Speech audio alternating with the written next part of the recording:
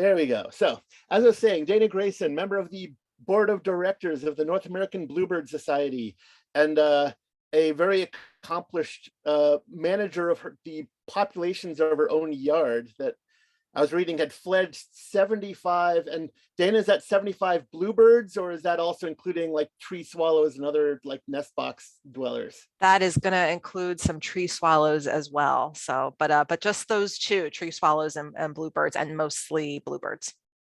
Excellent. So, and yeah, and so we will. I guess I will stop talking and let Dana do the talking for the rest of the evening. So take it away, Dana.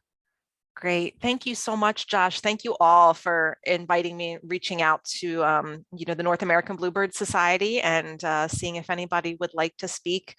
I will put it out there that, any time or any other topics, especially regarding other species of bluebird, I'm going to touch on the fact that there are 3 different species in North America.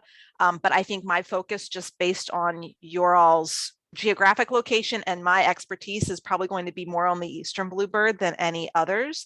But we have membership on the North American Bluebird Society board, NABS, from all over North America. And so if there was ever any interest for something tailored more towards one of these other species, I know we'd be happy to talk about that and present something on them.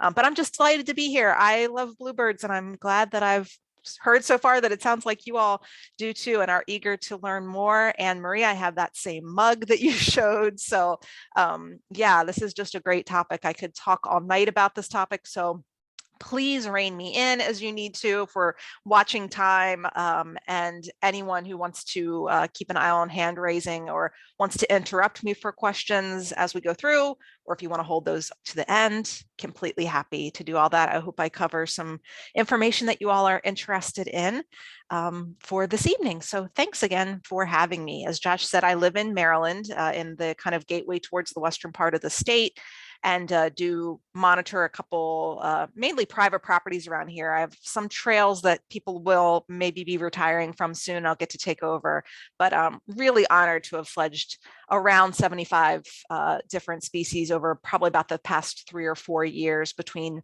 my property and a few neighboring properties that I manage. So adding more native cavity nesters to the world is a great, great thing. So I'm very happy about that. So to get started and talking about the bluebirds, I did want to mention and get into the fact that there are 3 different bluebird species in North America. As you know, I'm keeping it kind of west is on the left-hand side of the screen, going eastern on the right. But we do have a western bluebird variety, an eastern bluebird variety, and then a mountain bluebird variety, each with their own territories and areas in the United States and all of North America.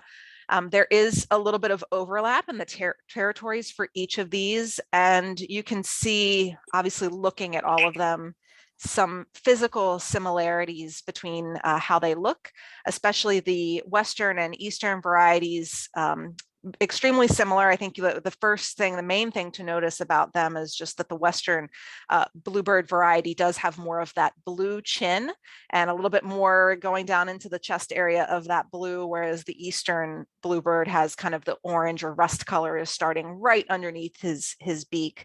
But again, very similar looks, especially in the females of all 3 species. The mountain bluebird, of course, stands out because the male of that species is all blue and more of a bright light sky blue. The 2 others, the Western and Eastern, have much more of a royal blue kind of coloring. So a bit of a unique appearance in the mountain bluebird, which is just so gorgeous. That I really, really, they would be a sight to see. And I've never actually gotten to see one in person. So hopefully someday. So all 3 of these species, similarly sized. I believe the mountain is the smaller of the 3, with the Western, I believe, the slightly larger of the 3, but otherwise very similarly sized, similar looks, similar behaviors. habitat, diet. There's a lot of similarities between all three of these, with really the main differences occurring that just might be natural differences due to the areas and the kinds of environments that they're in. But otherwise, really, really similar species, and as far as the way they behave, their habitats, their diet, things of that sort. Just to give you an idea of the distribution of all three of these species, you can see that the western bluebird does have a pretty good-sized year-round and non-breeding season territory going into some of the southwestern states, even down into Mexico, with migration occurring more up into some of the Rocky Mountain range there in Colorado, western portions of Oregon, eastern Idaho, and then also a year-round range and some non-breeding season in the Sierra Nevadas or Sierra Mountains of California, and a lot of year-round presence as well on the west coast of California. Whereas the mountain bluebird, given its name, very appropriate name considering that it's year-round and wintering habitat is really a lot of the Rocky Mountain range, kind of right where the eastern bluebird territory ends is where some of the mountain bluebird territory picks back up. And you can see that as far as the breeding season, which we're getting into right now, the mountain bluebird will really migrate all the way up into Saskatchewan, Alberta, British Columbia, and all the way up even into some of the northern territories and Alaska. So they like to migrate quite a bit far north during the breeding season. And then finally, our eastern bluebirds. This map I would probably put in a pitch to update it. I'm not as well versed again in the territories of the Western or Mountain, but I can speak for the eastern bluebird that I would put their year-round range going much further north than this map shows. We certainly have people reporting sightings of the eastern bluebird all through the winter, as far north as probably you all in Massachusetts. We've heard, certainly New York State, Pennsylvania, even into southern Ontario, Michigan. We do have a lot of sightings of the eastern bluebird even in the winter months. And so take this map for the eastern bluebird. I can speak to personally with a little bit of a grain of salt, because I feel like their year-round range is certainly going further northward than this map might reflect. Really hardy little bird and sticking around through the winter a lot more. Certainly where I am in Maryland, they are a year-round visitor and can go quite far north into Ontario and parts of Canada for sure during the breeding season. So they are a joy to have around as often as possible. And wintertime really puts some good opportunities forth to get to see them behaving differently and arriving in flocks. So really exciting, really beautiful bird to see all three of these species. So as far as speaking about the habitat, and again, this is really true generally for all three species of bluebird, we're talking about more open areas than wooded. Heavily wooded areas are not really going to be a place where it'd be common to find any of the bluebird species. They're going to at least want to be somewhere near where there are clearings. If it is a forested area, somewhere where it would open out onto a clearing of some sort, a wide enough open area, just because of what they eat and the hunting behaviors, they do tend to like grassy areas, maybe meadows, something with sparse trees, kind of like in this photo, you've got trees dotting and maybe even some little forested areas, but a lot of open space. They can eat a variety of different insects that would exist in this kind of landscape that we see here.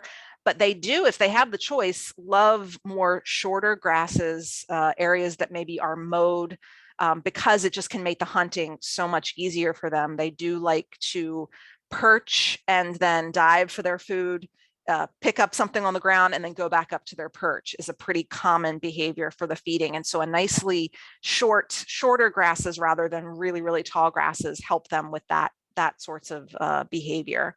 So forest edges that open to meadows, those short grassy areas, in fact, Even areas like cemeteries or golf courses, depending on how the golf courses treat their area, which we'll get into later, can actually make for pretty good habitats for a bluebird trail in certain areas, just because of that regularly mowed grass that kind of keeps everything short enough that it's very, very easy for them to hunt. So this is generally the kind of habitat that we see that bluebirds of all species enjoy. Heavily wooded areas or deep forests are going to be less so, and very less likely that you would see them there. As far as their diet is concerned, bluebirds their diet does make up about 65–70% insect. That is really the preferred diet, especially obviously in the spring, summer, and into early autumn, while the weather is warm enough to support insect life. They will eat everything from caterpillars, beetles, grasshoppers, crickets, small spiders, even sometimes bigger spiders. They can be quite brave with the size spider they will pick up, from what I've seen. Grubs, if you happen to be working in your garden and you dig up a grub and leave it on the surface, they will scoop right down and get something like that. So this is definitely a time of year that they are enjoying, with all of the insect species popping up and being able to hunt more. This is really the primary diet that they also feed their young in the summertime. We see some incidences. Sometimes I see really funny pictures of nest boxes inside of nest boxes that are just stained from mulberries. They do feed their young mulberries sometimes, especially if it's a difficult period for finding insects. Maybe there's a lot of rain or something like that, but they do prefer a diet of insects. And again, that habit that they generally have is to perch, spot their prey, land, get it, and then go back up to their perch. They will do some of that thrush. They're a member of the thrush family, and they will do some of that hopping along the ground, picking up things here and there. But I certainly do see more of the, go down, get it, go back up to your perch sort of behavior. Mountain bluebirds in particular will do more of a feeding on the wing, feeding in midair if they can, depending on what they have available to them. I've seen my bluebirds do that as well, where they will do sort of the hover, get something out of the ground, and then go to their perch, sort of a flycatcher type behavior. Of course, as we get from the spring, summer into early autumn, things are starting to cool down. Insect life is starting to die off and not be as readily available. And so in the later autumn and throughout the winter, they're really going to be relying more on the berries from overwintering berries on plants, such as the dogwood berries that start coming out in the autumn period, juniper berries, holly berries. You can also, so any sort of native berry that is safe for the birds to eat, the same sorts of things you would see mockingbirds, cardinals, some other species eating, that really does help support and sustain them. Pokeweed is another one. A lot of times I will leave some of the pokeweed in certain areas of my yard alone. They really do enjoy the pokeweed. Beautyberry, so any sort of native berrying plants, those are a lot of the types of varieties that would help sustain them through the winter and make it possible for them to overwinter in the habitat. They will visit feeders in the wintertime as well, if you give them the type of food that they enjoy. They really won't come for seeds other than maybe sunflower kernels. I have seen them take sunflower kernels in the wintertime. But otherwise, in the winter, they would readily eat things like live or dried mealworms, suet, crushed up peanuts that are crushed into small enough pieces, of course, non-salted peanuts that are made more for wildlife, currants, or even raisins chopped up into small pieces and maybe rehydrated a bit. These are all the kinds of things that they might visit a feeder to be able to eat. They are smart enough for sure that when you do put out feeders, if you start following a behavior, a pattern of maybe refilling your mealworms at a certain time of day, they will definitely start to watch for you and recognize you. I, for a time, would open my window to be able to be opening the feeder at a certain time every morning, and I would just see them all together in the wintertime flying towards the window. They were really watching my house, waiting for that morning feeding to happen. So this is sort of the diet breakdown. And again, the times of year and what sustains them through the winter time is, again, those berry bushes. And we'll talk a bit about the food competition from non-native species, which can make it harder on those native birds, including the bluebirds, because of their diet habits. So kind of looking at a year in the life of the bluebird, again, focusing mostly on the eastern bluebird, but most of this can be true for all of the bluebird species. When we start in spring, the bluebirds are going to go from the wintering behavior of gathering together in flocks and large groups, sometimes dozen, 2 dozen or more will all flock together and sort of rely on each other for warmth, for helping to find food, all of that flocking behavior in the wintertime, to starting to pair off and starting to go find their own territories to work in and preparing for their nesting season. Very early in the spring or even towards the tail end of winter is when the bluebirds will begin their house hunting, whether they are trying to find a natural cavity somewhere in a local wooded area or dead trees, snags, or if they're looking in residential areas for people who have offered up nest boxes. It is that late winter into early spring where they're going to start house hunting. And again, springtime is really for that beginning of building nests and raising their broods, which they can have 2 or 3, sometimes 4 in certain climates during a season. Summer is all about nesting and raising their broods from the nest building, the egg laying, and in the box, and even after the babies fledge from the nesting area, taking care of them for quite a while, even after they fledge. They will again have 2 to 3 broods in the summertime. It really depends heavily on what the weather and climate, the temperatures and everything is like that particular season. Some areas that get warm earlier and stay warm late, they could possibly have 3 or even 4 broods. And as the season ends and winds down, when they've kind of had their last brood, which is typically going to be in August, maybe even into early September, the season ends with them retreating from their territory area, oftentimes going into a local wooded area or just sort of away from where their nesting habitat was, molting, regrouping with their flock eventually when we get into more of the autumn months. They finish their molt and they're starting to prepare for winter. They're regrouping into their flocks. They're figuring out where their food sources are going to come from. And as we head into the winter time, we will see them in groups together. Again, sometimes as large as, a dozen, 2 dozen or more, depending on what the population is like in a particular area.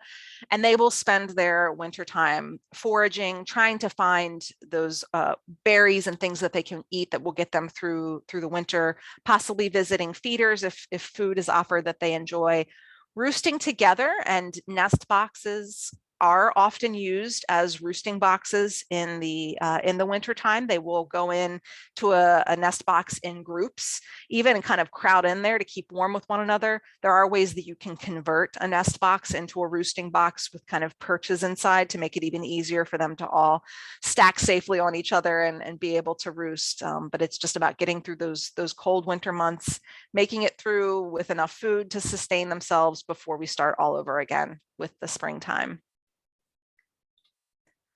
So as far as nesting, bluebirds are unique and stand out mainly because they are cavity nesters. So they are going to be nesting in the hollows of dead trees that were either naturally created from the tree hollowing out, or maybe in an abandoned woodpecker hole or some other sort of hole that was excavated by some other species, some snags, even, kind of hollowed out from burning, anything that's still able to sustain and hold together to create a cavity, they would be able to nest in those natural types of cavities. And of course, human provided nest boxes. That pretty much started in the 1960s, that as the bluebird started to disappear due to development, due to the introduction of pesticides and other reasons, one that was sort of figured out that they were going away for various reasons, house sparrows and others, that a movement sort of began to provide nest boxes for the bluebirds to try to help provide them with some sort of artificial home that mimicked their natural home, where they could be monitored, housed to sort of replace some of that habitat loss. So these are the kinds of places that they are going to be looking for to build their nests. It would be exceptionally rare for them to nest out in the open in a branch or anything like that. They are really going to be seeking out those cavities to raise their families in. So the nesting timeline for bluebirds goes through a cycle. At the beginning of the season, again, late winter, tail end of winter into early spring. It can vary depending on the area. They will begin, again, pairing off into their mating pairs and starting to go house hunting and looking for where they're going to spend their spring together. The selection of sites can take up to 1 to 2 months if they're being picky and looking around, and maybe especially if the weather is taking a long time to warm up, because they are very wise in testing out the area and trying to be sure that it's going to stay warm before they would actually start laying eggs. So it could take up to 1 to 2 months for them to settle on their home. It could take much shorter than that. It really is a pretty unique thing from pair to pair as to how long it will take them. Sometimes they select and get started right away. Maybe they were getting started. Maybe a pair, one part of the pair died, and we have a widow or widower who's trying to find someone new, and that might delay some of the process. So they can be looking for houses really at any time, especially if they've been maybe already had one brood somewhere or an attempt that has failed. So that site selection can take up to 1 to 2 months, often very short, much shorter than that. And typically the male will sort of take the female house hunting and show her different potential sites, but it is ultimately her decision, and he kind of goes along with it with wherever the site is ultimately going to be. The female does the majority of the nest building, with the male sort of observing and approving throughout, going in and maybe moving some nest material around or sort of closely watching her. But otherwise, she is the main laborer as far as constructing the nest. And nest construction can sometimes happen in an entire day, but often it's going to take place over 2 days to a week, or maybe even a little bit more, little by little adding in nesting material. Nesting material can vary depending on the area. I know that my bluebirds historically have chosen pine needles, but I have pine trees sparsely populated on either side of my property. They can also use dried grasses that are woven together. Those are the two most common kinds of construction that you'll see, especially for eastern bluebirds. After the nest is fully constructed and the female has made a nice little cup in the nest to kind of hold those eggs, I typically find, I call this the honeymoon period.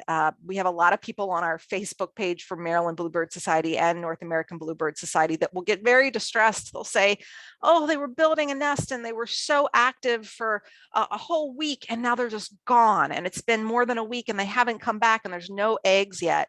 And I always say, it's okay, take a breath. They are on their honeymoon. They are, going to be very, very busy here soon. And they do tend to take a break after nest building is over before they would immediately start laying eggs. I find that egg laying, especially for that first brood in the season, is not immediate. They take a little bit of a break after the nest is fully constructed. Egg laying will take place over a period of about 5 to 7 days. The female will lay 1 egg per day, typically in the morning, and then be done for the day. So 1 egg a day, done, and then she will lay her entire clutch of eggs. And then when she is finished laying, then she will begin incubating and brooding over the eggs so that they all are on the same timeline as far as when they are ready to hatch. Incubation generally is between 12 and 14 days. The female will spend most of the day on the nest. If it's quite warm and nice, she might take even more breaks than usual, get herself some food. If it's colder, she knows she needs to stay in there longer for more of the day and not take so many breaks. The male will bring her food and feed her and check on her, but only the female will brood the eggs. She's got a nice brooding patch on her belly that helps keep them nice and warm. And that is something that only the female can do. After those 12 to 14 days are over is when hatching happens, and that hatching takes place generally over 24 to 48 hour period. Sometimes can go as long as 72 hours, but typically it's going to be within 1 to 2 days that all of the eggs in that brood will hatch. And past the 72-hour mark, any eggs that are left in there are generally eggs that were non-viable for some reason, and typically the parents will remove those eggs if they need to prevent them from accidentally being crushed or burst and causing a problem within the nest. So just going to show you all some pictures of sort of the timeline of what happens once the nest is constructed and after the eggs are laid. Most all of these pictures are from one of our board members at the North American Bluebird Society, Bette Zimmerman Smith, except for the one that I have on the screen by our board member on the Maryland Bluebird Society, Jenny Hendershot. So the far left here, we see a finished nest constructed with a nice little egg cup, or a nice little nest cup, woven pine needles. They sometimes will add a couple feathers in there when they're done. Very, very cozy. And this 5-egg clutch is really, really common amount of eggs for a female bluebird to lay, especially eastern bluebirds. The center photo, we've got a mama who's sitting on her eggs and incubating those. This photo was actually just taken in the last month at Antietam National Battlefield in Sharpsburg, Maryland, where Jenny and a few of our others on the Maryland Bluebird Society board monitor a huge trail at the Antietam battlefield. There's actually a great documentary that was just done in the last year called Bluebirds of Antietam. And you might want to check it out. I believe it's streaming in some places. That was done about the Bluebird Trail, the history of that Bluebird Trail there at Antietam. So the mom there is incubating her eggs. And then finally, after about that 12 to 14 day timeline, we've got hatch day. On hatch day, the bluebird babies don't look much like birds at all. They look like hairy shrimp. They've got the very wet gray down. You can see the one on the lower center there kind of almost looks like it's a bit slick backed in certain parts. So the very, very bright coral coloring. Of course, their eyes are completely shut. And I just love their little wings when they're like, I can't believe those are going to turn into wings that they can fly with one day. They're just so tiny. But this process just goes so quickly.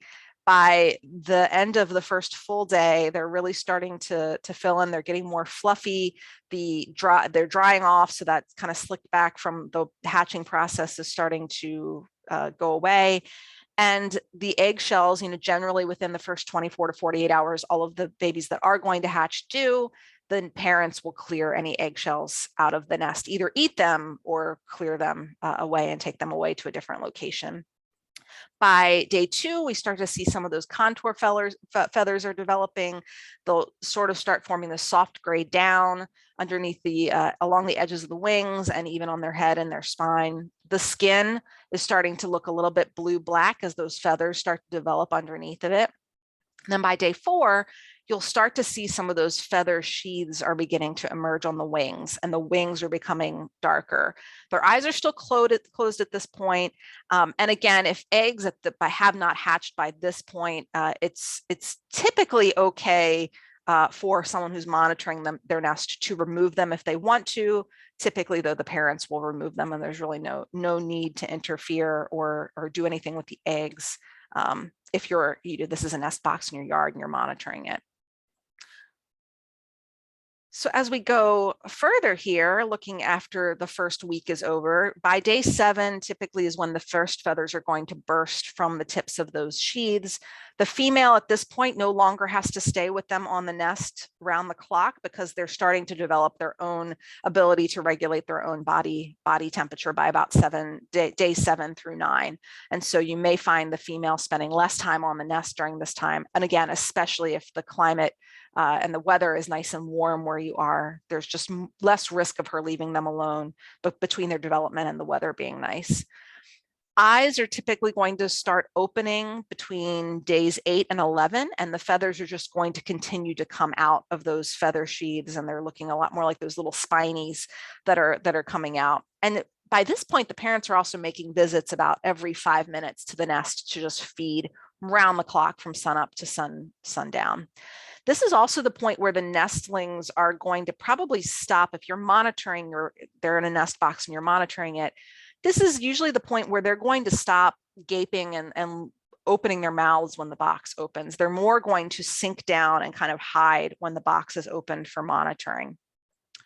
By day 11, those feather sheaths, feathers have burst all the way through, and you'll notice some white dust in the nest box at this point from kind of the sheaths disintegrating, which is interesting. Some people are worried that there's something wrong, but it's actually a very natural process of those sheaths just sort of breaking down and disintegrating into sort of a white powder. The nestlings can also start sort of standing up and moving around a lot more easily at this point. They might even start preening themselves and stretching and hopping a little bit to start strengthening, building up their strength. By day 13, you can start to be able to sex the different babies and see which ones are males and females just based on how blue the outer edges of those feathers are. They're going to be a much more bright blue for the males, and the females are going to be less blue. So you can start to know what your breakdown is of the different sexes in your clutch of babies there.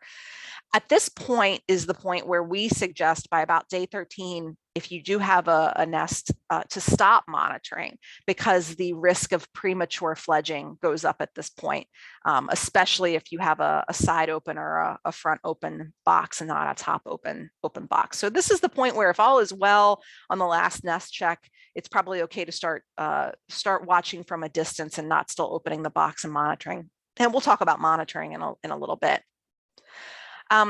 By this point too, the babies they're strong enough to really start clinging to the entrance and looking out, and you'll see their adorable little faces looking out of the entry hole at about this age, starting to get their feel for what the outside world looks like.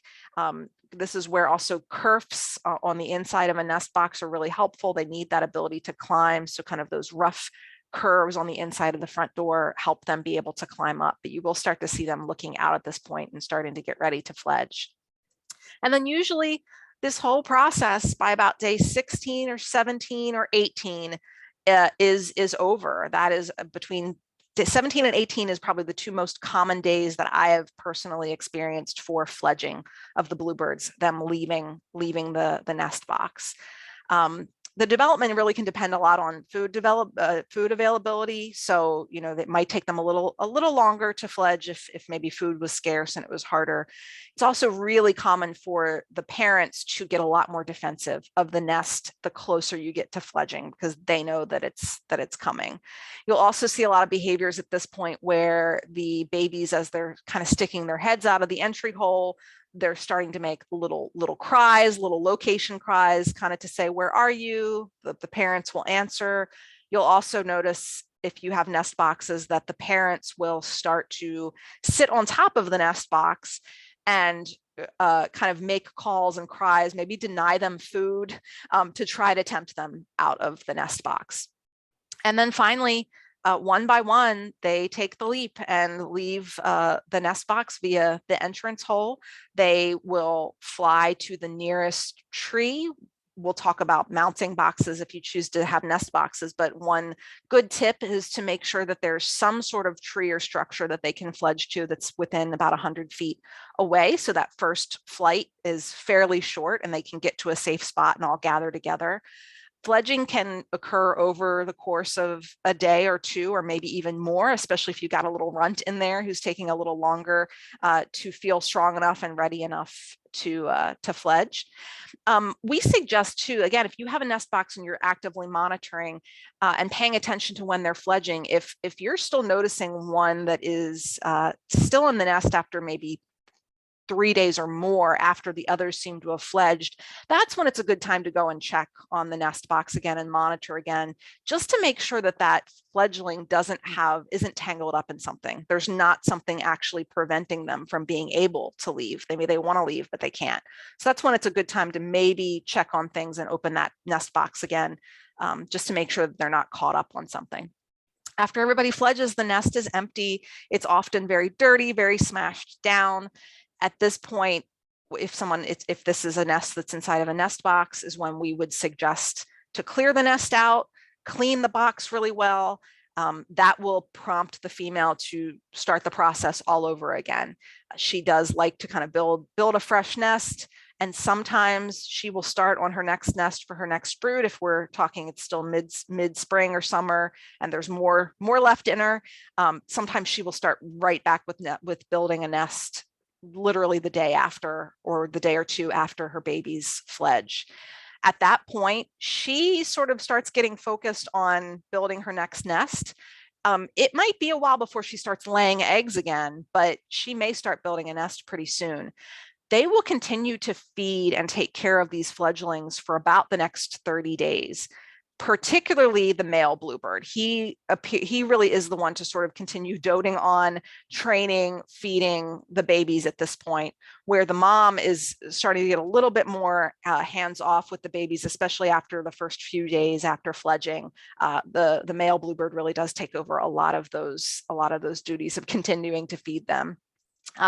It is not uncommon for the fledglings of the first brood to, as they grow and learn and start learning how to hunt for themselves, to participate in raising future broods that season. We do see fledglings from the first brood bringing food to the nest box for the new babies that happen in future broods, which is really, really cute that they are helping out for their little brothers and sisters that come after them. And so, yeah, so that's sort of our timeline of events, and the entire process can be started and finished within about a month. And so it's quite incredible. It's incredible how quickly they develop, and just how quickly everything moves. So there's a lot of human introduced threats to bluebirds coming at them from many different sides. And as I mentioned, the initiative to get them nest boxes really did start with noticing that their numbers were declining, partially due to housing development and commercial development, clearing out open areas or paving over open areas that they would call their homes, taking down dead trees or hollowed out trees and clearing the way for those, whether it's someone owns a property and does not want dead trees there, or it's being cleared out for development. The kinds of cavities that they need that exist in some of these trees, if those trees are taken down, whether it's for development, whether it's for upkeep, or what have you, is going to take away their natural habitat and where they would need to be able to nest. Climate change certainly has a negative effect on bluebirds in a couple of different ways, especially for the western and mountain bluebirds. Extreme heat that happens earlier in the season causing wildfires can destroy their nesting habitats and certainly kill any bluebirds that are in the middle of their nesting process. Extreme weather, very strong storms that are going to be taking down trees, flooding, those sorts of things that can happen as a result of extreme weather can certainly be a problem. We also see competition from other cavity nesters that has sort of, when the climate change has messed up the migration for certain birds, you can see some competition being introduced to these birds where they didn't normally have it. Just a personal observation from my side, coming from an area where the eastern bluebird is a year-round resident, typically they would be the only game in town early enough that they could kind of get a head start on claiming nesting territory, starting their nests by mid to late March. And so by the time the tree swallows come back to town, the bluebirds have already gotten a head start and they've kind of already claimed some of the nest boxes. And now the tree swallows are arriving earlier and earlier. So there's much more competition for the eastern bluebird earlier with other native cavity nesting species to kind of fight it out to find the best homes. Also the arrival of the house wren, which I'll talk about a bit later. House wrens are another native cavity nesting species, but their behavior is such that it can be a lot of interference for eastern bluebirds. They typically in the past have not shown up until May. In my area in particular, later in your area there in Massachusetts. So by the time the house wren has migrated up, the bluebird has basically been able to get a whole brood under its belt before house wrens have even shown up. And we'll talk a bit about what house wrens do and how they disrupt the nesting process. House wrens are arriving earlier, which is tending to threaten even the first brood that the bluebirds are raising, whereas before, at least they'd be able to get one good brood out of the way and fledged before house wrens would even come to the neighborhood. So that climate change is, introducing some competition where they might have had more time later. Pesticides are a big issue, especially for bluebirds, because they are usually hunting bugs on the ground. Whether it's a bug that has already died or a live bug, they will land on the ground and pick it up and take it back to their babies. So if that insect had died from pesticide and then they're taking it to their offspring or ingesting it themselves and ingesting that pesticide, that can certainly lead to mortality among the bluebirds. Trash, litter of any kind can end up in nest boxes and get tangled up with the nestlings and harm them or kill them. So that's another problem. Of course, these non-native invasive species like domesticated cats that are allowed to roam around, because bluebirds often land on the ground to get their meal before flying back up. They do spend time on the ground, which does make them particularly susceptible to attacks by cats. And then house sparrows and European starlings we'll talk about in more detail. But again, a human introduced competitor that is non-native and invasive and just has abilities that the bluebirds cannot naturally compete with very well. And so has certainly had an effect on the population and them being able to have successful nestings. So if you want to be able to attract bluebirds to your yard, it's a great thing, and they're wonderful to have around for a variety of reasons. They will help with, not only are they beautiful to look at and listen to, and their just behavior is so sweet and interesting to watch, but they also, they do eat a lot of bugs. They can be a great addition to your yard for a number of reasons. So the number one thing is really making sure you have the right habitat for them. No amount of these other tips are really going to help if maybe you live in a heavily wooded area. That's just not going to be what they're looking for, and it's going to be really hard to attract them if you live in the middle of the woods. But if you have that open area, open lawn, sparse trees, not too heavily wooded, lots of good perches that they can find to land on and be watching for prey, that's a great habitat for them and something that they would be drawn to. The next thing that would be great to draw them to your property is to install a nest box. And we'll talk a bit about nest box, just general best practices, especially for the eastern bluebird, but that will be a great topic for next month's education committee, where we'll talk in much more depth about nest boxing, the right qualities of a nest box to keep them safe, and all of that. So, but a nest box is going to be a big draw for them. People sometimes notice their first bluebird sitting on a nest box within hours of installing one. There really is also never a bad time to install a nest box. You never know when there may be a nesting pair in your area that for one reason or another have had a nesting interrupted or failed, and they're going to be on the lookout for a new home. They could be house hunting in the middle of the spring or summer, or they could be checking out and they might keep it in mind for next season. So there's really never a bad time to install a nest box, but late winter is the time where you're more hopeful that you're going to get a nesting that season. Managing house sparrows in your area is another big thing to be able to attract bluebirds. They are just very, very timid and less willing to nest and spend time in an area that has a lot of house sparrows in it and maybe overrun. And really, because house sparrows pose such a threat and danger to the bluebirds, there are some areas where until that population gets under control, it's probably not advised to be able to hang a nest box and sort of lure them in to be able to nest there if they're not going to be safe. So managing the house sparrow population in your area is going to help you be able to draw in the bluebirds and keep them safe if they choose to nest. Bluebirds really like water, especially running or dripping water. If you have any sort of like a bubbler that you can put in a bird bath, something that keeps it moving, just keeping fresh water, a clean source of water for them. They are very, very drawn to water, as we can see from our photo here that Jenny Hendershot took for us of all of these bluebirds at the bird bath. They enjoy native plants. Again, anything that will provide natural native plants that provide berries over the late fall and through the winter.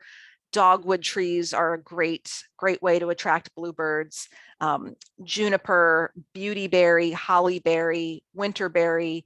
Again, pokeweed that comes up naturally, they will eat those berries. So if you can tolerate it and have an area of your property maybe where you don't mind if it grows, because it's so, I've let it go in my yard, and then I kind of regret it because it just starts to spread. So if there's an area where you don't mind so much to let the pokeweed grow, they do really enjoy pokeweed a lot. And in the wintertime, offering live mealworms if you're willing. It's actually fairly easy to offer those. There are a lot of any kind of pet store, pet supply store usually has mealworms because they're a pretty common food for reptiles and other pets. But you can either order them online or get them at a local pet food supplier. Live mealworms, they actually go dormant if you keep them in the refrigerator, and you can offer a small handful a day in a feeder, and they'll come and get them. They really appreciate the live mealworms, but they will eat dry mealworms as well. Suet, either a homemade mix or a store-bought mix. There's some great recipes available online of suet that they enjoy. And as I mentioned, even things like crushed up peanuts, sunflower hearts, the kernels, sunflower kernels out of the shell, already broken from the shell, because bluebirds really are not seed eaters and don't have the bill capable of cracking open the whole sunflower, but they will eat the kernel. Crushed peanuts, rehydrated raisins, currants, all of these sorts of things mixed into a feeder would be something that would draw in bluebirds and keep them coming to your home day after day to be able to sustain themselves over the winter time. As I mentioned, providing a nest box is one of the best ways to attract a bluebird to your property. I just on this slide have some nest box plans that are very, very basic. I would definitely encourage you to go to the North American Bluebird Society website. We've got a couple different fact sheets that are available for download there that you can have all of the construction and the dimensions and some great tips available. The dimensions here are just your typical Eastern bluebird nest box. Very, very simple. The bulk of the nest box could be constructed with a single 1x6 board. Personally, I like, and I think most of the experts say too, that having a bigger roof is helpful, having like a 12-foot wide or 10x10 roof with some overhang, and we'll get into why that overhang can be helpful, especially on the nest box presentation that I do. Generally using 3/4 to an inch or 1 inch thick wood for the nest box construction, but there are a lot of different kinds of nest boxes that aren't wood and aren't even boxes that we'll talk about on the other presentation. You never want to use chemically treated or pressure treated wood. What is used to make those hold up to the elements is toxic. And so you never would want to use anything like that. If you can get your hands on a cedar or a redwood wood that are naturally resistant to the outdoors, that's great. But you can use a water-based or non-toxic treatment on the exterior of a nest box that you might construct yourself, something like a water-based latex paint or linseed oil or even Thompson's water seal, again, only on the exterior of the box, and maybe even keeping it off of the entry hole front of the box where the parents would be spending time coming and going and feeding. But you can do some protections from those. So generally, that's kind of the wood construction box. There are, again, nest box plans for different species. The dimensions and the entry hole sizes are slightly different from Eastern to Western to mountain bluebird, but the ones I have here are for Eastern, and there are nest box plans of all types available on the North American Bluebird Society site through those fact sheets. So if you're ever looking to build something for someone, a loved one who lives in the mountain ranges or in the West, there are a lot of great great plans available. And we'll go into this a lot more on the Education Committee presentation next week. When you provide housing, the proper installation is really key, and it can be very, very tempting to mount a nest box either on a tree that's already there, or maybe on a 4x4 post, or on a fence, or on a shed. We highly recommend against doing this. The recommendation from most of the experts on bluebirds is that you would like, the ideal situation is to mount the nest box on a EMT conduit, sort of that metal piping that you can get at any home store, usually about 3/4 of an inch thick, is thick enough. Pound it into the ground.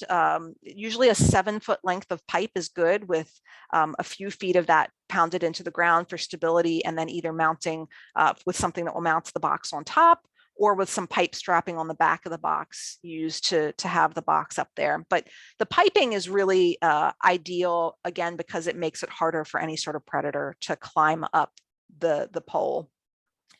And then we'll also the entrance hole, again, typically for the eastern bluebird, especially 5 to 6 feet off the ground, some sort of average eye height. That seems to be the height that they like. They will go higher than that or lower than that, but between 5 and 6 feet is the sweet spot for where that entry hole would be to attract them.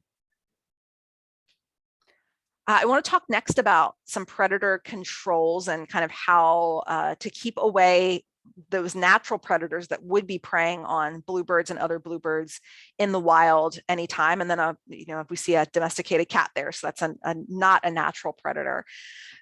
So this is part of the reason why the pole mounting is so important. Again, it's harder for climbing for some of those species to be able to get up a slick pole.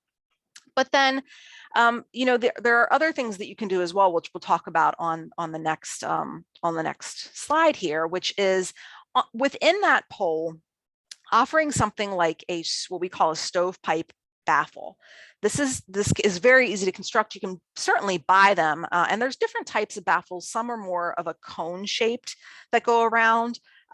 We often find that these aren't as resistant to raccoons and snakes as this stovepipe model that we see here, where it's one of those, again, something purchased at Lowe's, Home Depot, any of those home stores. It's just a piece, a 24-inch long piece of stovepipe that you would roll up and secure with a piece of hardware cloth at the top, or chicken wire, that you're going to be able to cut a hole through, and then making tabs in the top of that to lay down so that when it is mounted to the pole, whether it's through some pipe strapping or anything like that to keep it there, there's a number of different ways you could keep it right where it needs to be on that pole.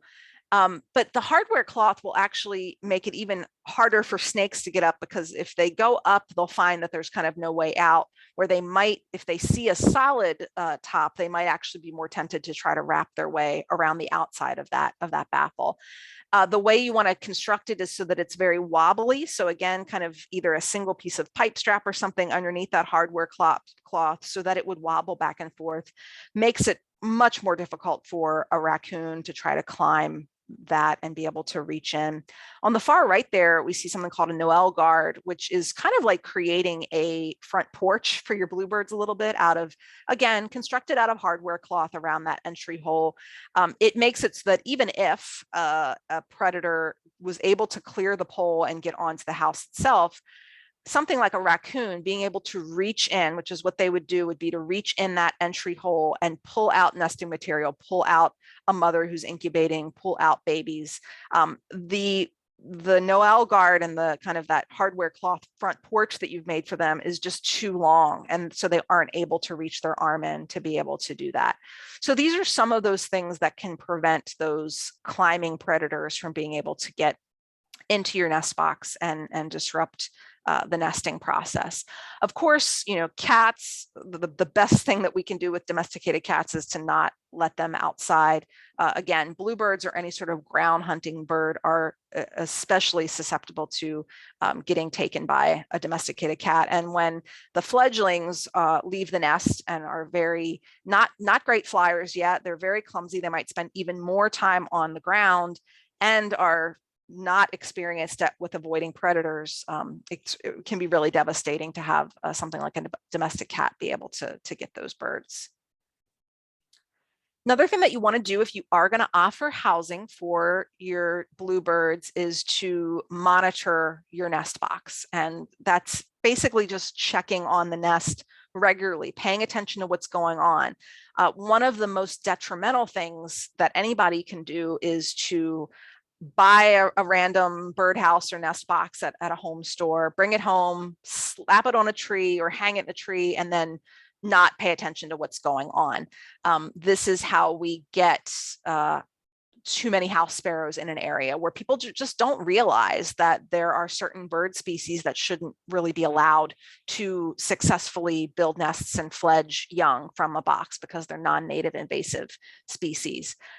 So it's really important that if someone's going to take up the hobby of having nest boxes, that it be something, a recognition that it actually is something you should be an active part of if you really want to be helpful to the birds. So monitoring really is just the process of during the early season, it may be several times a week. Once eggs are laid and young are being raised, it might be only once a week or once every several days that you want to open up that nest box and see what's going on.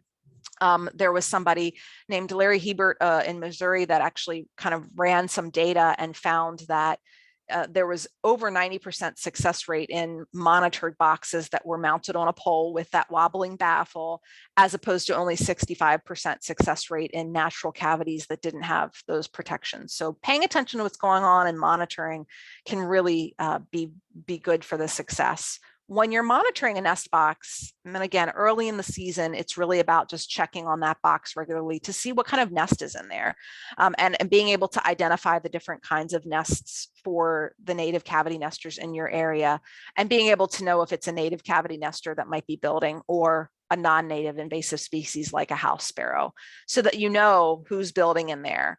And if it's somebody who shouldn't be, that you don't want to have a successful nesting, again, not protected under any federal law like a house sparrow, you'd want to be able to remove that nesting and not allow them to be successful. And we'll talk about other controls too. Once nesting season gets going, you're also checking for progress, knowing, when can I expect, this nest was just finished building. I'm not noticing any more being built onto it. So I know to be looking for my first egg sometime in the next, week or so, and be checking maybe daily for that first egg to arrive. Because when the egg arrives, you can put into place some other protections for them against house sparrows, which again, we'll get into. You also want to make early, be able to discover early if there's any sort of issue in your nest box. If a wasp has built a nest in there, maybe the nest box is badly damaged by a storm and fallen into disrepair, and is something that could cause hypothermia or other troubles for the nestlings. So when you monitor regularly, you're able to stay on top of these issues and correct them, and again, lead to more successful nesting. One of the things that's really great about monitoring a nest box is that it's really advised to collect data, to keep notes about each of the times that you're visiting the nest box and what you're finding. There are some good resources available on nestwatch.org, which is through Cornell Lab, University of Ornithology, and also our website, the North American Bluebird Society. We even have a downloadable spreadsheet that you can use as sort of what kind of data do you want to collect. Typically, you want to know, if there's a nest in there, what type of nest does it look like? Are there any eggs? If so, how many? What species do you think those eggs are? Being able to keep track of that, timelines, and then once you start reporting, nestlings that have hatched, how many were there, and then being able to keep track of, if there are successful fledges, how many of different species were able to do that. And all of that data can be reported to the NestWatch site. There might also be, local Bluebird societies or others who may be interested in that data. I definitely collect that data, and we present it on usually our spring newsletter every year to tell people like how many of the people who send us their data, how many bluebirds and other species were fledged in that last nesting season. You will encounter other native cavity nesting birds if you do offer nest boxes, and this is specific to Massachusetts. I left out any species that wouldn't necessarily be found in your area. The top two here are going to be the most common ones that you would encounter. The black-capped chickadee. Chickadees are native cavity nesters as well. They do use the same kind of dimensions as the bluebird would, but you can build boxes. There are plans and things available that are more specific to them. The best thing that you can do if you do notice that you have a chickadee nesting, they need arguably more help than bluebirds do. They only typically have one brood in a season. So if they can have a successful brood, that's great. There's fewer chances for them to reproduce in the season. One thing you can do is actually put a hole reducer on your nest box that is smaller. Chickadees are quite smaller, and I believe it's like 1 1/8 inch hole reducer can make it so that larger species can't get in. If you're noticing a black-capped chickadee has built a nest and you'd like to be able to help them along and make it so that nobody else can get in there and interrupt them, you could put a hole reducer on there. So they're another species that you would commonly find. And I would say the next most common is going to be the tree swallow. Gorgeous, gorgeous birds. So amazing to watch in their flight. They actually like the same exact dimensions and the entry hole size as the eastern bluebird, and they will regularly compete with the eastern bluebird for nesting sites. An interesting thing that you can do if you find that you've got tree swallows coming in and competing with a bluebird for a nesting site, bluebirds and tree swallows will cohabitate together in what we call paired nest boxes. Generally, that's putting up the same exact kind of nest box in a setup where they are two nest box setups within generally 10 to 12 feet, 10 to 15 feet, something like that from each other. You're not going to get more bluebirds that way. In fact, bluebirds, really their territory is going to be about an acre of land per bluebird, like 300 yards almost between where you would want to, or maybe it's 100 yards before where you would want to put up nest boxes for bluebirds. So you're not going to get more bluebirds by putting in more nest boxes in the area. But if you pair together two nest boxes within 10 to 15 feet of each other, once you notice tree swallows and bluebirds, they will cohabitate nicely together and be good neighbors. They won't at first. They will fight. They'll get confused as to whose nest box is whose. They might wrestle, but ultimately they will decide, okay, this one's mine, this one's yours. Let's just, leave each other alone. Let each other do our thing. And once they learn that they're both in their groove, they're both doing their nesting thing separately, they will actually help defend the area much better. You've got two sets of pairs of birds. And if the tree swallow is not going to like anyone coming anywhere near the area other than the bluebird that it's gotten used to. So if you do have a house sparrow coming around, that tree swallow is going to start protecting not only its nest, but the one that's right next door. And same thing for the bluebird. So they can actually help each other defend off against predators and do cohabitate nicely together in a small area. That's typically what I have going on in my front yard every year, is a paired nest box where I will get one bluebird family and one tree swallow family. Tree swallows are another that they only have one brood per season. And so they are another one where it's kind of their one shot. They have a long time that they need to prepare their young for a long migration back home in the fall. So they typically have one set of children, and then they spend the rest of the season training them on how to fly, how to hunt, to be able to make it back home. The tufted titmouse and the white-breasted nuthatch are both cavity nesters. However, it is much more rare for them to use nest boxes. They're not a very common nest box user, but you will see them around. There's a chance that they would use a nest box, but you'll definitely see them. They're very, very common birds, and they do nest in cavities. Another native cavity nester that is native, but will cause quite a bit of trouble for the other native cavity nesters in their area, is the house wren. So as I said, they are native, but they are troublesome. Their habits are just such that they can really interrupt and disrupt the bluebirds' work and their nesting season. What they will typically do is, once they come to town, which used to be later, but now I think this month, this year, I had them as early as April 15th, which was like a full 2 weeks earlier than normal. And at the same time, my bluebirds were late getting started. So it's it's just been a bad time with the wrens between those two timings being off.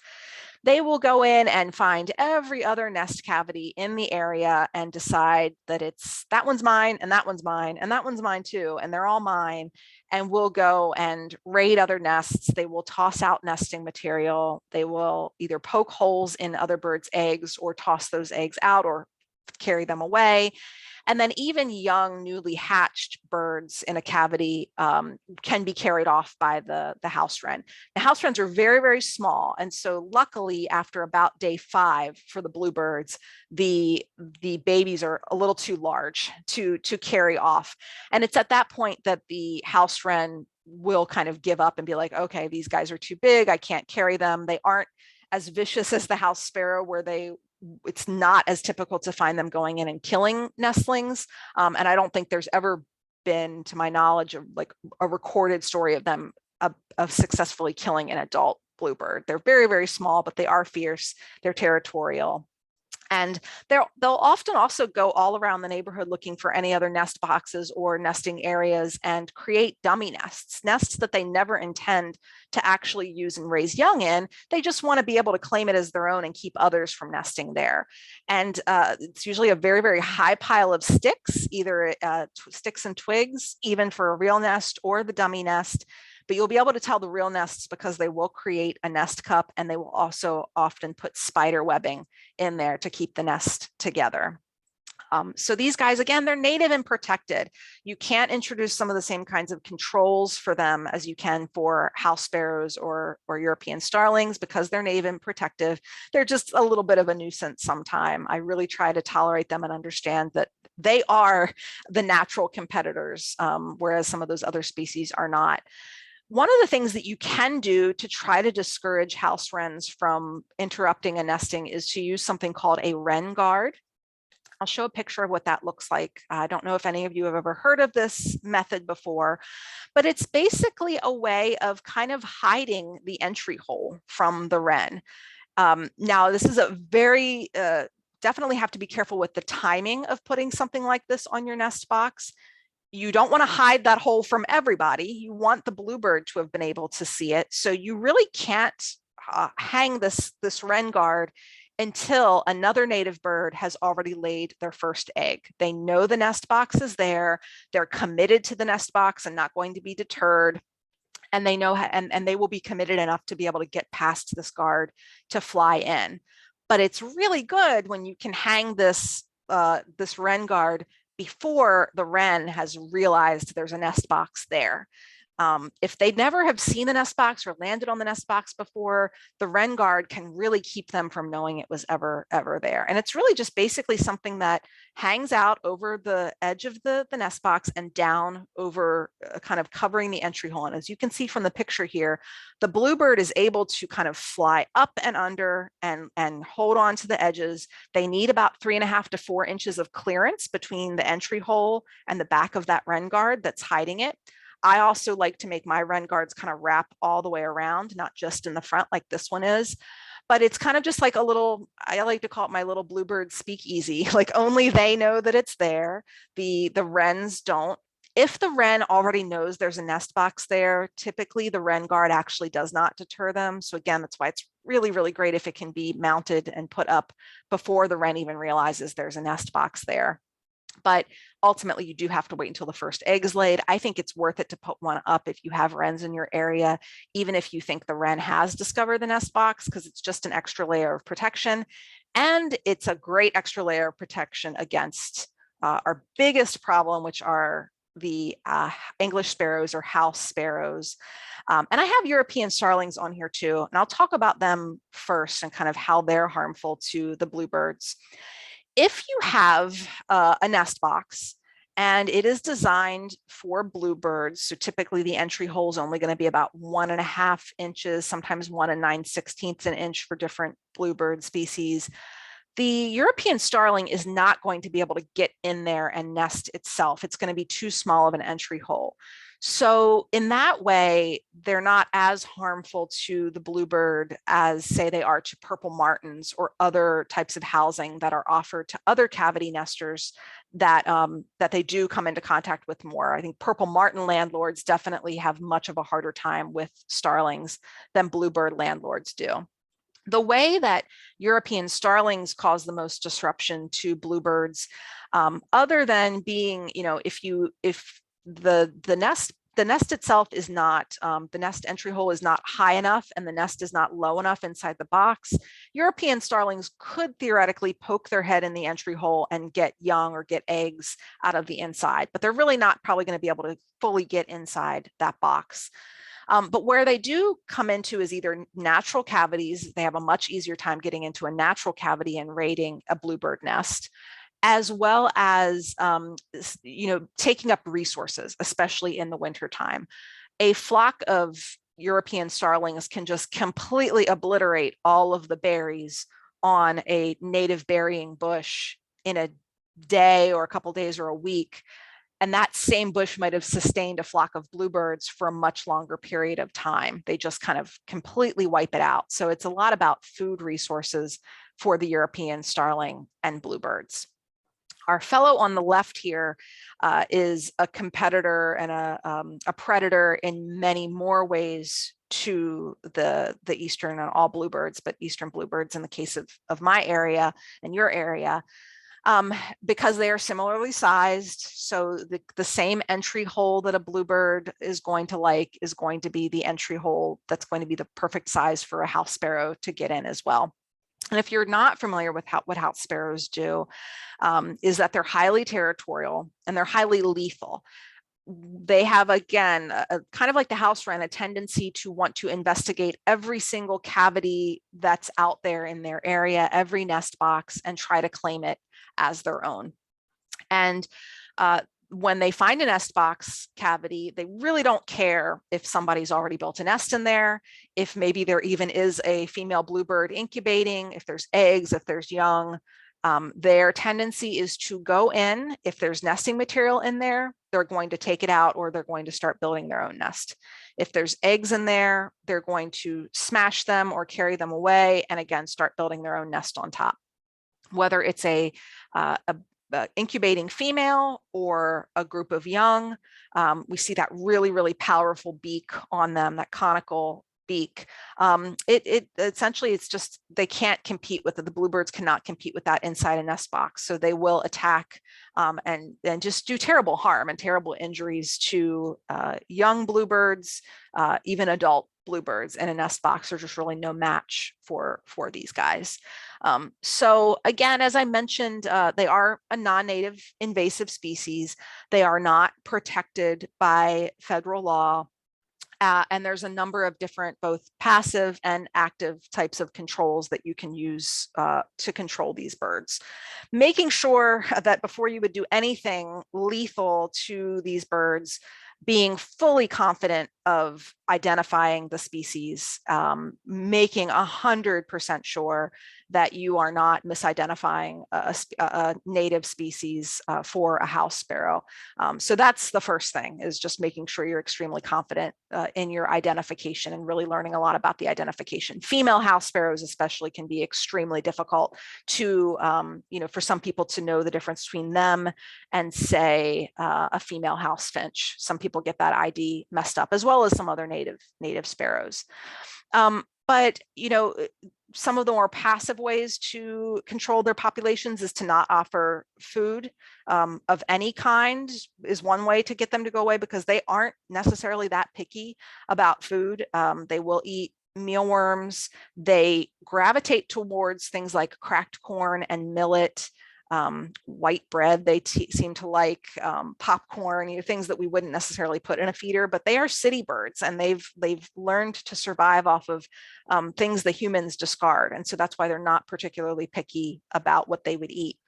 But you can stop feeding. That is one way to kind of just prevent them from entering your yard in the first place and trying to make it less of a nice habitat for them to want to be in and looking for nest box territory. You definitely want to make sure any nest boxes that you do have up are monitored and not not to a point where you're kind of not knowing that they're nesting or allowing them to fledge. As we say at North American Bluebird Society, it is better to offer no nest box at all than to allow a house sparrow to fledge young from a nest box and add to the population of house sparrows. So definitely monitoring and making sure that if you do identify a house sparrow nest, that you do not allow it to continue nesting and building that nest or laying eggs. Some people like to, that don't want to trap and euthanize house sparrows, will kind of keep them busy, keep removing their nesting material, maybe addle their eggs or do something to their eggs that will prevent the eggs from developing, keeping them busy with a nesting attempt that's never going to be successful. So that, continuing to remove nesting material, that can be one way. But for those who are, willing, and again, able to identify and feel confident in the identification, house sparrows are a species that you can trap either using in-box nest box traps. There's something called a Van Oort trap that you can purchase that actually turns the nest box itself into a live trap. It would not harm any bird that gets trapped inside, but it basically turns the nest box into a trap. It is a device that kind of hangs on the inside of the entry hole side of a nest box, and there's a trigger that goes in there. And when a bird lands on it, there's a little flap that flaps up on the inside of the box and hides or blocks the entrance hole, so that the bird is completely unharmed, but it is trapped inside that box and can't leave, giving the monitor, the person owning the box, a chance to go. I happen to use kind of like a mesh laundry bag that I drape over the box, hold it tight underneath the nest box, open it up and allow the house sparrow to come out, and make sure that it's a house sparrow, not a native bird. You want to release a native bird right away. And again, if you feel comfortable doing so, being able to humanely euthanize house sparrows is something that I advocate for, again, if somebody is able and willing to do that. Unfortunately, house sparrows are just relentless. They're extremely hard to control through more passive methods. And the more of them there are, the harder and harder it is to overcome them. And the bluebirds will just be scared off even by their very presence. One of the other active controls that you can put into place, and this is in the resources that are in some of the fact sheets and things that we have available at the North American Bluebird Society site, something that can be quite effective is two different things that may be worth trying, again, as more passive controls.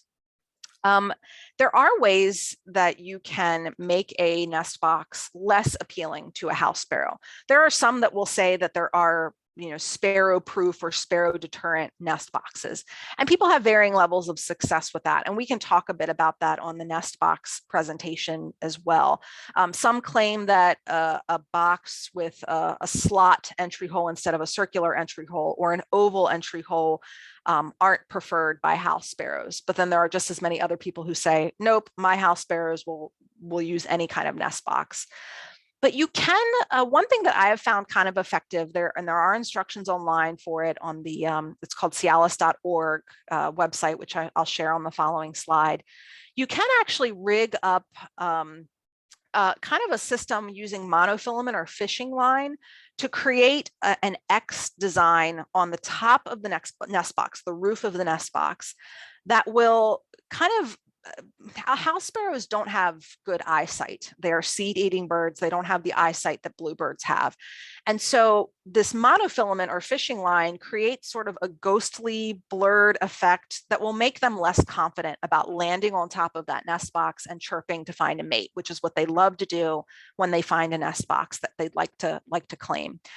In addition, you can also create sort of a frame around the entry hole in fishing line. I just use thumbtacks and sort of very tightly wrap a nice little square frame around 4 thumbtacks that are on the outside of the entry hole. Line it with fishing line, tie it nice and tight. And again, it creates this sort of ghostly blur around the entry hole that, again, a house sparrow might be like, oh, I don't know about that. I don't know what that is. I might go over here and not bother this nest box. With bluebirds, they aren't deterred by it.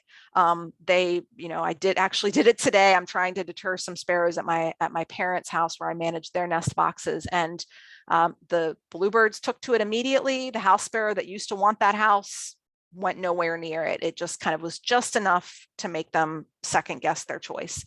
That's something to try before anyone has claimed the box, before a bluebird has claimed and built a nest in the box, just to stop that early effort by the house sparrow. Once a bluebird has built their nest, or any native bird that's desirable for your nest box has built their nest and laid their first egg, then I would advise something like what's called a sparrow spooker. And again, there are some plans and things available at some of the resources that I share here and on the fact sheets and on the NAB's website. A sparrow spooker is essentially anything, typically mylar strips are really good, kind of bird scare tape that you hang so that it kind of is a constructed sort of thing that goes up behind and then hangs over the roof of the nest box. And those mylar strips, you want to hang it so that they just barely brush the top of the nest box.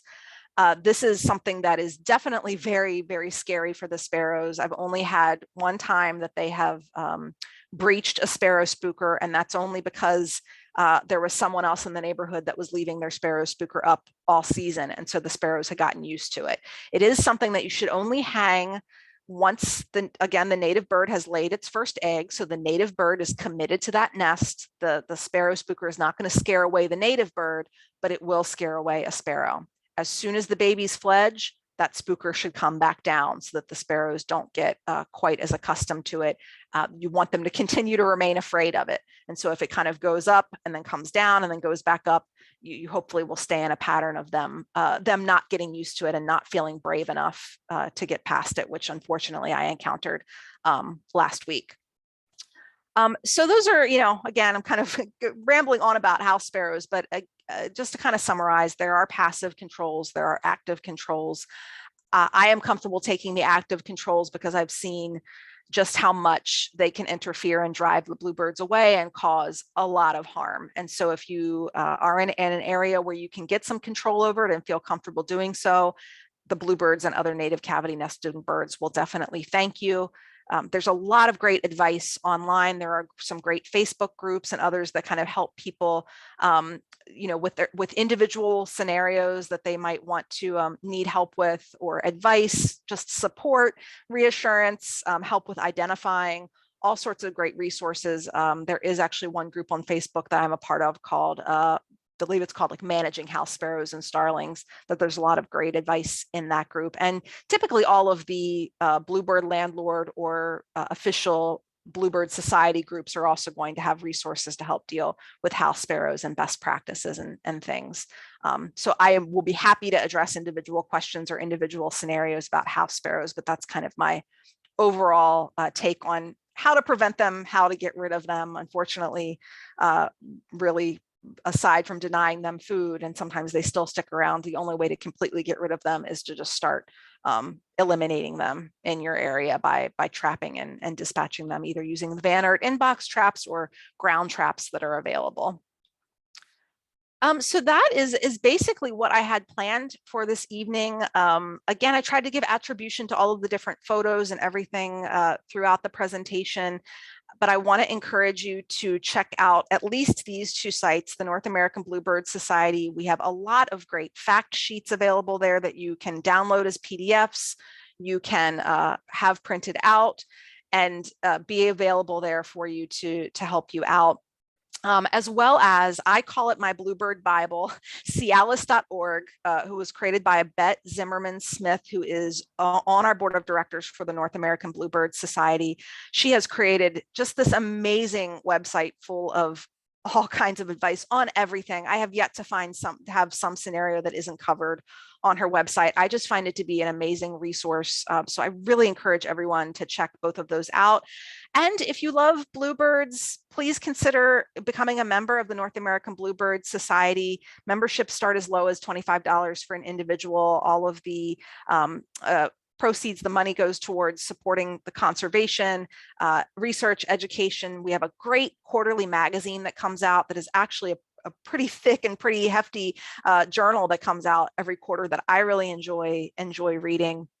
And we have some other great resources on there too. We actually just created a PDF book, and the name is escaping me at the moment, but please go to the website. It is a great comprehensive book, and maybe I'll share the link with you, Josh, afterwards, so that you can share out with the group, because it's actually brand new. Excellent book, all things Bluebird, which I really enjoy.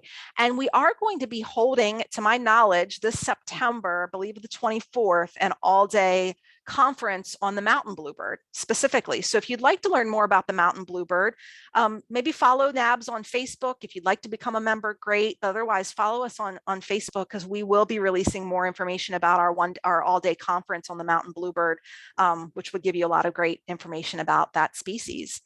And I'm happy to take questions. Thank you all so much for letting me ramble on about bluebirds for over an hour. I appreciate your time, and I'm just happy to talk with everybody and happy to be here. Thank you so much for inviting me. Really appreciate it. Well, thank you, Dana. It was excellent talk. And yeah, I asked our audience members to post questions in the chat window. And normally at the end of a talk, I wind up kind of asking a few questions myself at the beginning while the audience sort of organizes their thoughts and figures out what to ask. But the topic being bluebirds tonight, there's already been a whole pile of questions thrown in. I see that. That's awesome. Yeah. And I'll run through some of them. I think were asked early on in your talk, and you've already kind of answered them as you've gone along. And some of them you may want to, withhold your answer for the education committee workshop. Sure. I'll read through some of the questions here, and you can answer them as you like. And Great.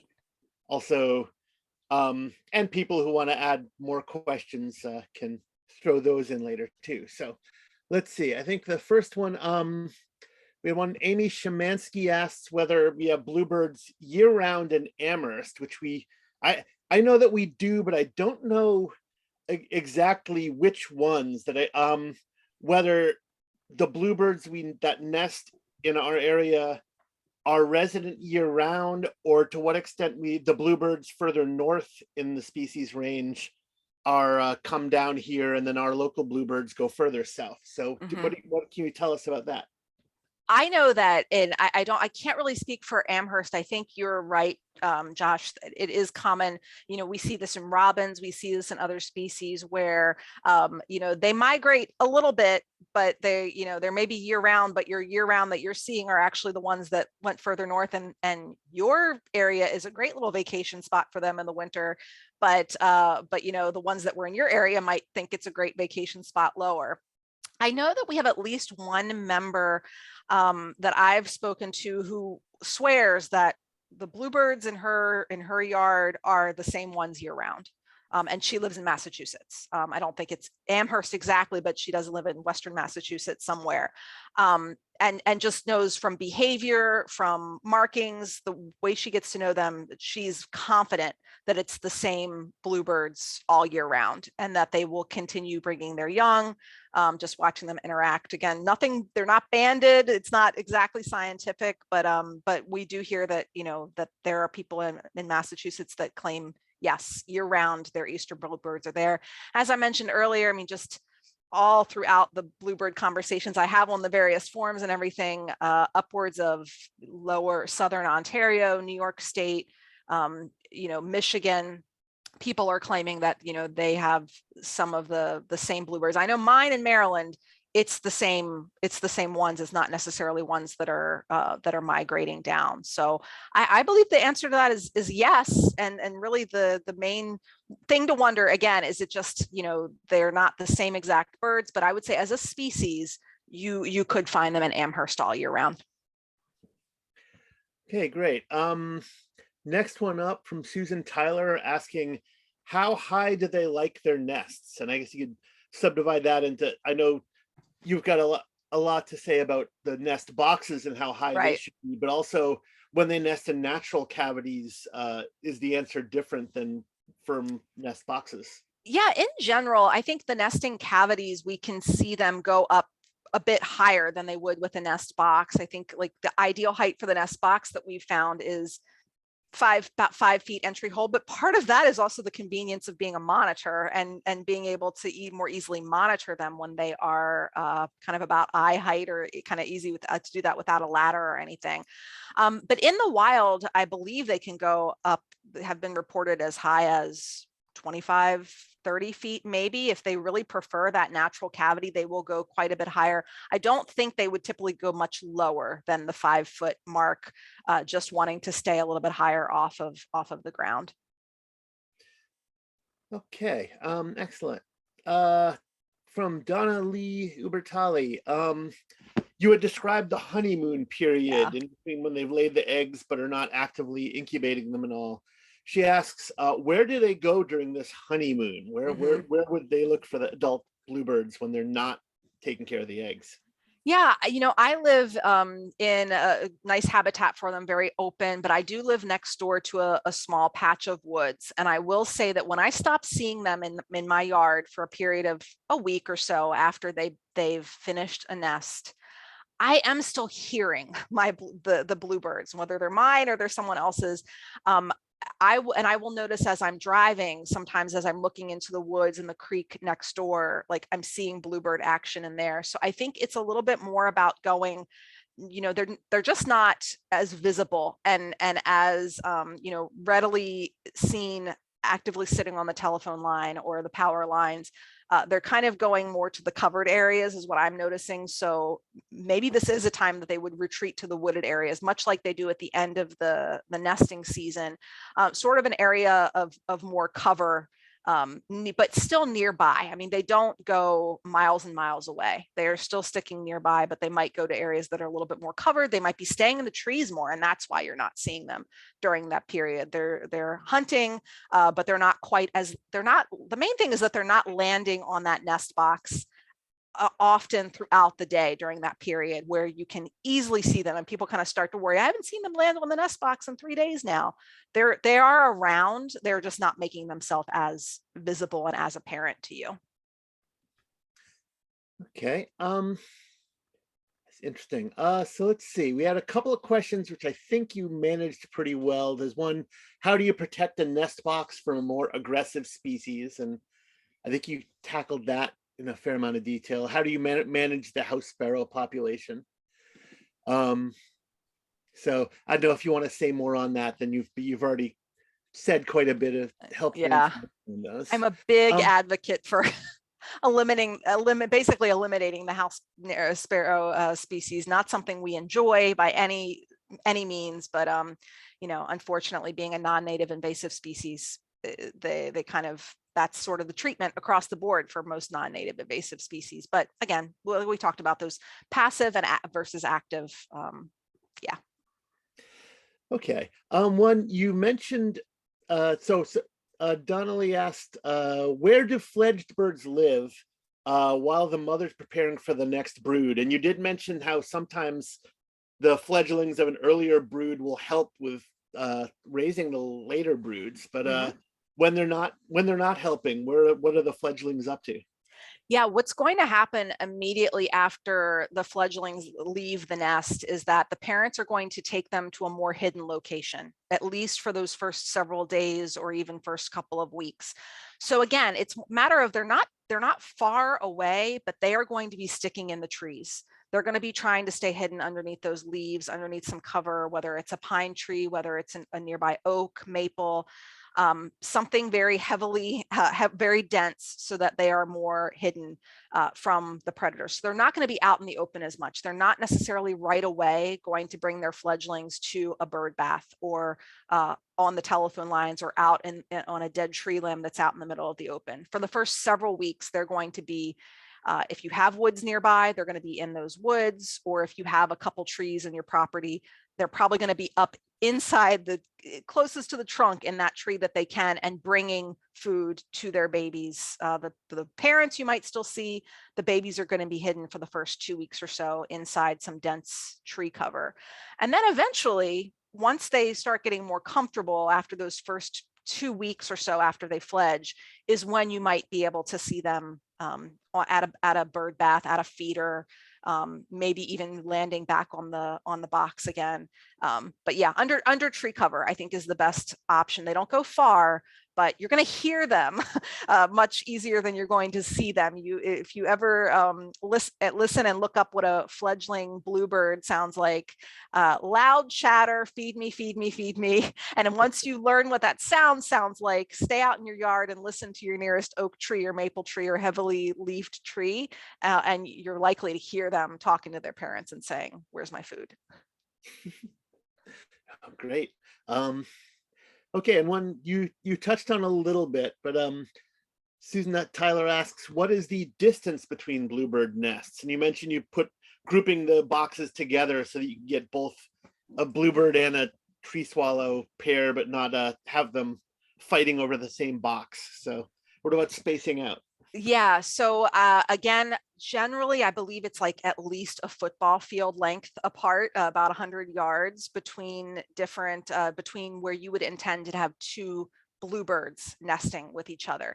There's some exceptions to that. If you maybe have a property where your house, this is kind of how mine is, the house is in the middle of the land and there's a structure that's blocking the front yard from the backyard and being able to see. I have a bluebird box in my front yard. I have a bluebird box in my backyard, but the house is in between them and they can't really see each other from there. And so the backyard bluebird will actually kind of make his territory in the neighbor's neighbor's yard behind me. And the front yard bluebird takes the front territory and they kind of don't interact much. And so I'm kind of able to get around that rule of 100 yards because there's a big structure in between the two that's kind of hiding them from knowing the other one's there. So you can sometimes have more than one family of bluebirds that way. But if it's hard to do that, or the setup of your area is such that, or maybe you're doing a trail, and you actually want to space them out on a long trail, it's going to be about 100 yards between bluebird boxes. And again, you can do paired boxes within 10 or 15 feet of each other, 100 yards, and then another pair of boxes that maybe could attract a tree swallow and bluebird. But two bluebird families, generally it's going to be about an acre, or like a football field length between nest boxes. But so the adding a box trick doesn't work so well with the house wrens. Apparently, we had a question No. from Sally about how to deal with house wrens, and was that going to be part of the education committee workshop, or?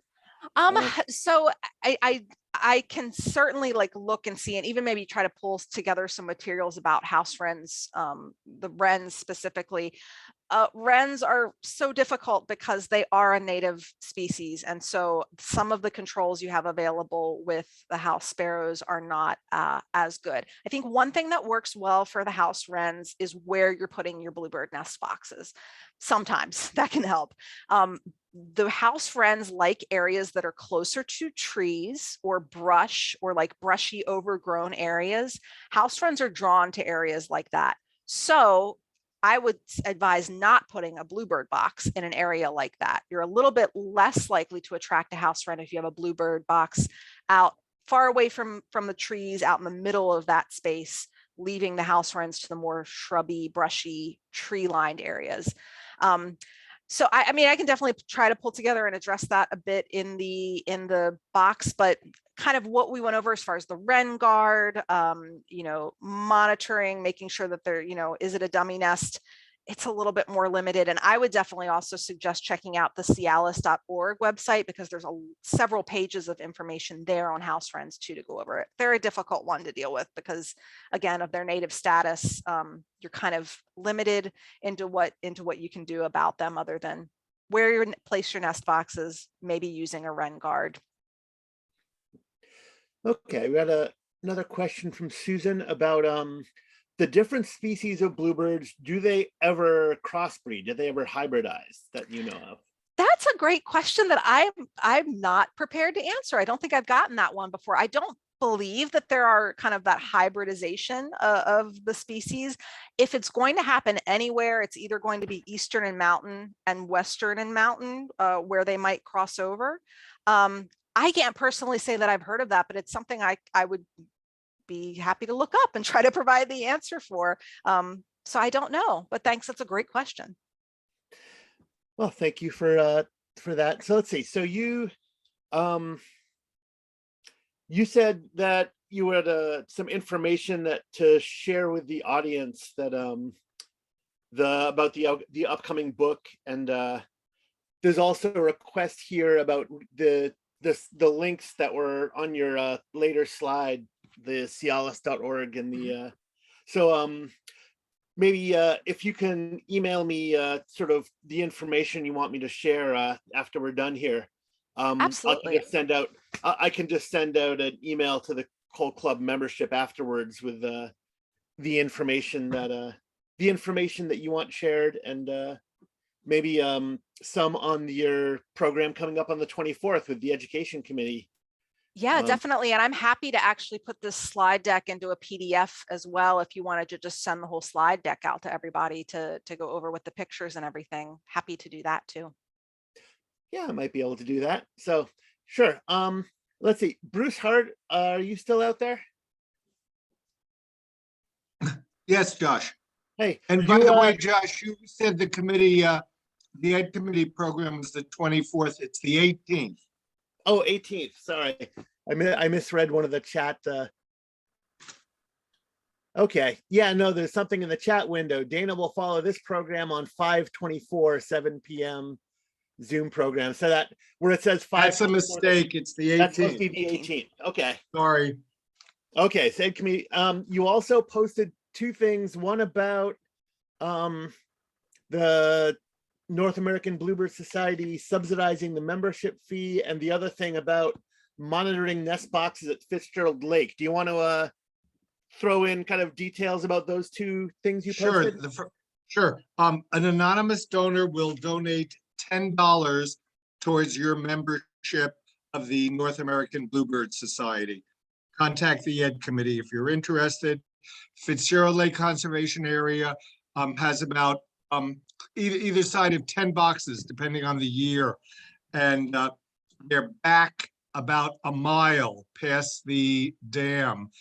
And those need monitoring, and often there can be some damage to them. If anyone is interested, either contact me or Bob Zimmerman or broadbrookcoalition.org about monitoring those boxes. Passacomic Trust has 7 boxes, a really serious problem with house sparrows. It's possible they will all come down. Some of them are closed up now, close to half. But if anybody maybe is in that area or would like to be involved in monitoring those boxes on East Street at Mutter's Field, you could contact me. Those need some support too. All right. Well, thank you, Bruce. And Dana, thank you once again for you keeping for a very long and informative talk, and another one yet to come on the 18th. So thank you all. Yeah. Yep. Thank you, Josh and Bruce, so much for getting in touch with me. And I just appreciate everyone's time. Thank you so much. You've been a wonderful, wonderful group to interact with, and a very engaged group. I really appreciate all of you so much. Great. Our pleasure. All right. Let's see.